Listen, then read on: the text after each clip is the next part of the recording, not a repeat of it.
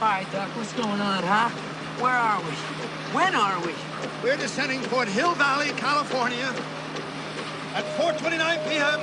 on Wednesday, October 21st, 2015. 2015? On October 21st, 2015, Marty McFly should appear in the center of Hill Valley to stop his son from committing a crime that'll destroy the life of his whole family. Everyone knows that. It's because everyone knows Back to the Future Part 2, a cult sci-fi comedy that painted a memorable, unique, and immensely funny vision of the future. The scene of Marty's arrival to Hill Valley and his visit to Cafe 80s alone gives us a thorough insight into the writer's expectations of the year 2015. Unlike the rest of the futuristic segment of the movie, it takes place in an area untouched by the influence of the movie's bad guy, Biff Tannen. It's a pure, honest vision of the future, separated from the exaggerated, almost fairy tale-like dystopian part of the story. This is what the future would look like if a cartoonish villain utilized a miraculous device to change the past. This, however, is what Bob Gale and Robert Zemeckis thought the future would look like without any crazy shenanigans involving a time machine. We live in the future they were fantasizing about. Let's check if it meets the expectations set in 1989 by the makers of Back to the Future Part 2. At the first glance, everything seems wrong. We don't have cars shaped like that. We don't wear pastel-colored clothes. We surely don't have floating highways. But it seems all those cars are battery-powered as they're not emitting any fumes. That's about right. Eco-friendly vehicles became quite a thing in the last 10 years.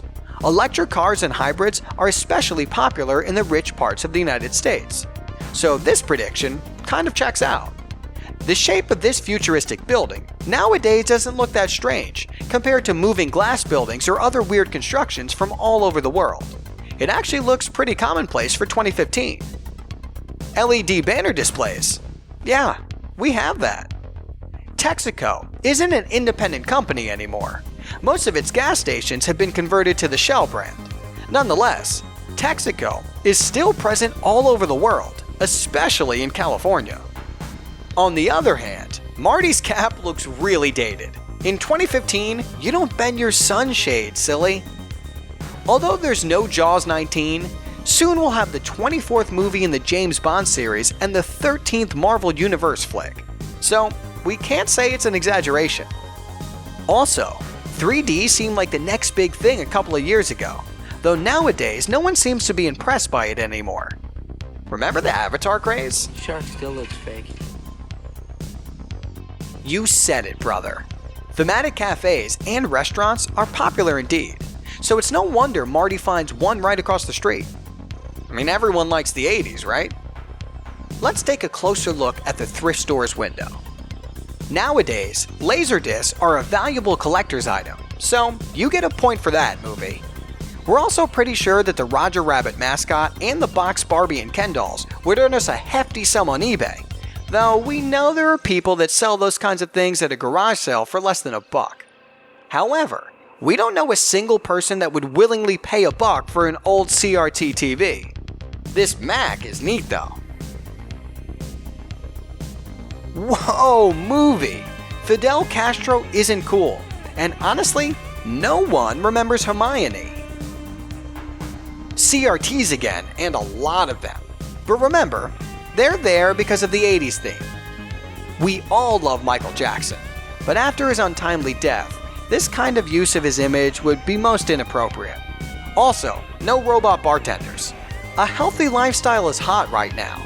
Hi, Ronald Reagan. Another dead celebrity brought to life for commercial purposes. It's not like we haven't seen it before, though this Pepsi logo is even worse than the real one. Our special today is skate grilled sushi. You must have the Asian special. You must have the special. Okay, movie. Look, we don't know, nor do we remember the customer service standards of the 80s, but nowadays, a quarrel right in front of a customer would be simply unacceptable. The client's always right. Haven't you heard? Look, it's Wild Gunman. It's Wild Gunman. We just said that. I'll show you, kid. I'm a crack shot at this.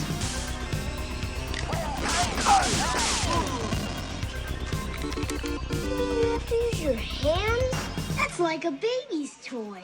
We guess the kid really likes his Kinect. A couple of years ago, we'd say this bit of the scene had something going for it. But after the spectacular failure of motion controllers, it's an obvious miss. By the way, better start training long-distance walking, Frodo. And that's the moment when the plot-driven part of Back to the Future's future segment starts to take over and the vision gets reshaped to fit the story. So let's stop and sum up whatever we've found out. First of all, the look of the future Zemeckis and Gale predicted is really off. It's an outdated vision based on whatever trends were popular in the late 80s when the movie was made. It was a weird time, full of mullets, puffy shoulders, and glitter. But aside from that, they pretty much nailed everything else.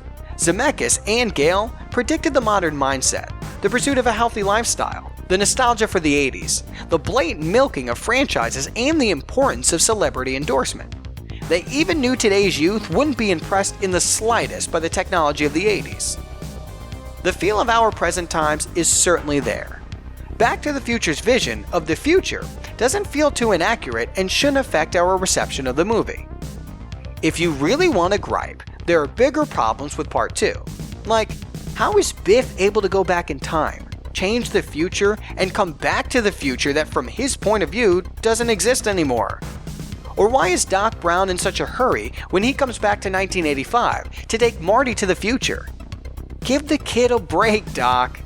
You have all the time in the world, remember? Or why did they take Jennifer with them? She had no reason to go at all and serves as nothing more but the movie's damsel in distress. Just take it easy and you'll be fine. Or how did Doc know that Marty was on the roof of Biff's casino and was about to jump down? Well, no movie is perfect, but Back to the Future trilogy comes really close to perfection. Today, it's as funny as 30 years ago, and we could talk about it for hours. Who knows? Maybe we'll do. Sometime in the future.